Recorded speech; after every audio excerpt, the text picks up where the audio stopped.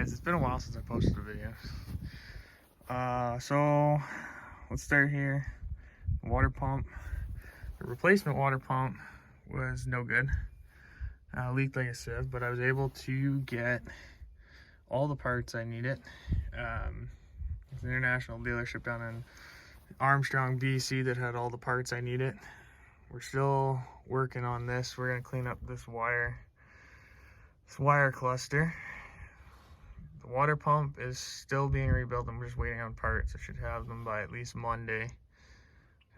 This alternator problem, we're thinking it's in these wires, because these wires, you can tell they've been melted together. They got pretty hot at one point. So we're gonna take this whole piece apart and rebuild that to the alternator, and then we're gonna start trying some new alternators.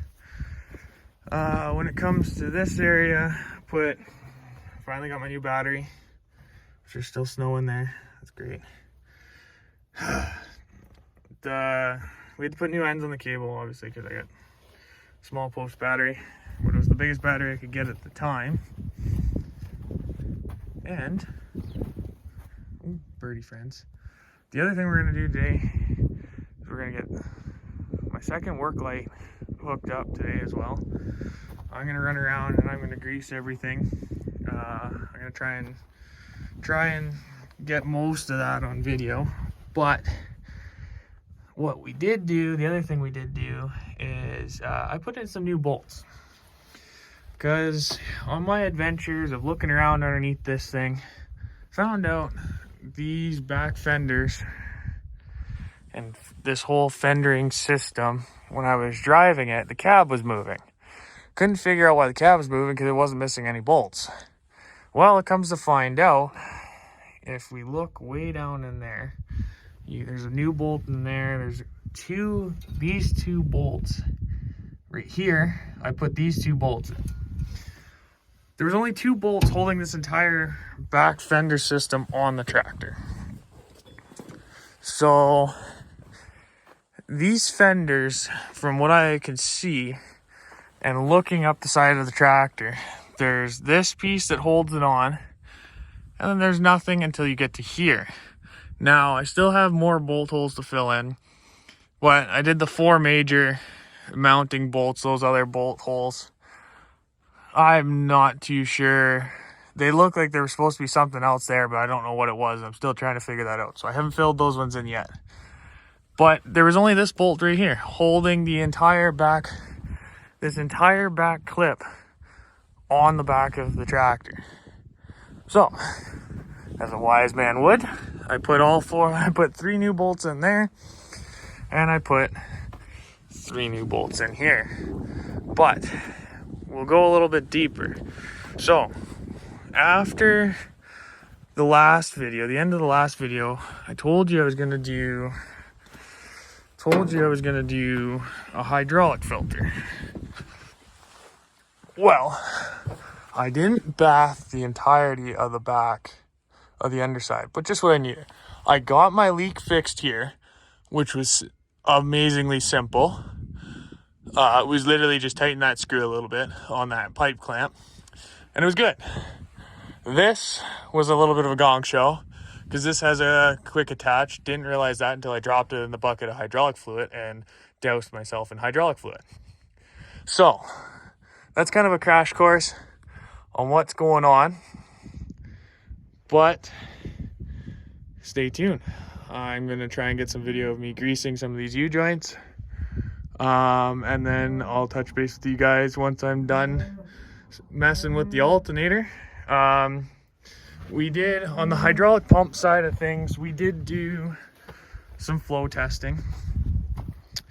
So I got to change these, because these are international. I'm going to change these to Pioneer, or find adapters for it.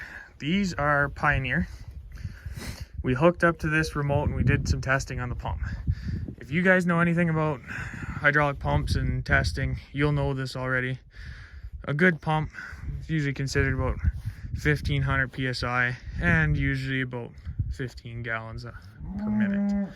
Well, this tractor's hydraulic pump is pushing 1300 psi and 13 gallons per second, or per minute, sorry, per minute. So that does not need to be changed. It's actually in really good shape, thank the Lord. But what the next project, once I get this thing basically field ready, which is pretty much just put the new water pump on it, the rebuilt water pump on it, grease it, and then we're gonna do a service next weekend. I'm doing a service, fuel filters, oil change, and then we should be ready to go to the field. Then we can work on driver comfort, which is my AC pump.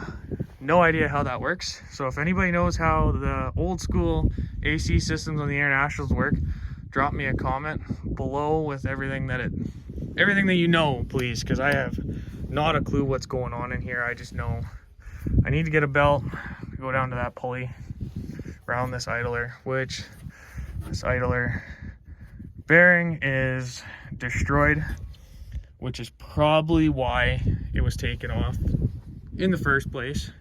But no biggie, no biggie. The other thing I'm gonna do today is clean the inside of this cab, clean these windows. They are horrendously gross. You can't even tell that I washed this tractor. Washed all these windows off the other day. You can't even tell. So that piece will go back on once the water pump's back on. I'm not putting the block heater back in it for now, just because this one's toast and I gotta find a new one. It's low on the priority list. It's getting warmer in here, warmer every day. But in the little bit of running this tractor that I have done, I have found out that my tack works, my filter, which I'm assuming is a hydraulic filter, this gauge works, my amp light works, and my ether button works. That's it as of right now. So we'll dig into why this guy isn't working here shortly, and I'll put that in a video, separate video. We'll dig into this, and probably when I do this video on this, I'll do a video on this, because then I'll just get into rebuilding that whole section. Eventually this cab is going to get some new cab foam, because it's pretty, like I said, it's pretty bad in here. But once I get to figuring that out, I'll get a video put up on that as well, a separate video by itself. If you guys have any suggestions on where I should go, what I should do on certain things, that AC pump, these gauges, where I should go to check those gauges. I don't know about these yet for the lights, the work lights and the headlights and stuff. But we'll be testing that today, and I'll keep you posted on that. Once I get the alternator fixed, test it and fixed, then after I do a little monkeying around with this, I will update you guys again once I'm done for the day. So guys, as you can see, sorry about the wind, but we got it hooked up to the disc. I got my alternator problem solved. I got the new water pump in it. Brand new alternator. We're still having more issues, but I don't know what happened. A relay clicked in the cab and it started working, so I have no idea what that was. You probably can't tell, but this is a new water pump. We'll get in underneath and I'll show you what I had to do. So this tractor, I had to put a 90-degree in there. So that's all red-necked. Red-necked as redneck can be. Yeah, we had to do that. Interestingly enough, comment down below if you know, when I'm sitting still, I can raise and lower my disc. No problem. Any RPM. Now, if I am using the clutch or in gear, sometimes I can't drop my disc, and I have no idea why.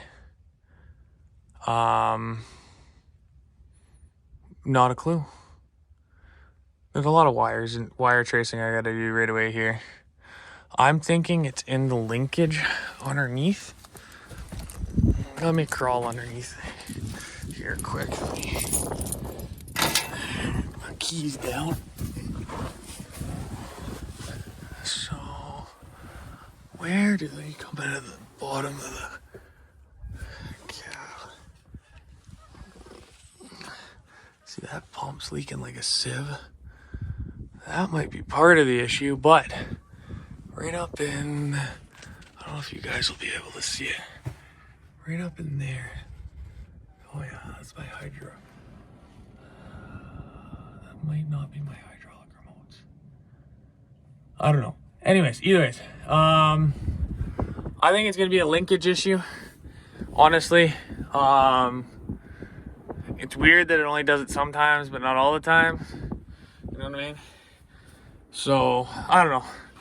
Anyways, this is gonna be the end of part 2. It's running, it's driving, everything's pretty well good to go on that aspect.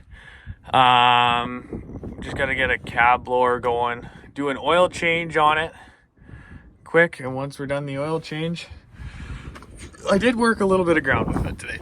I'm not gonna lie, I did not put any of that on video. It's the first time in 15 years this tractor's first time in 15 years this tractor's ran marked ground.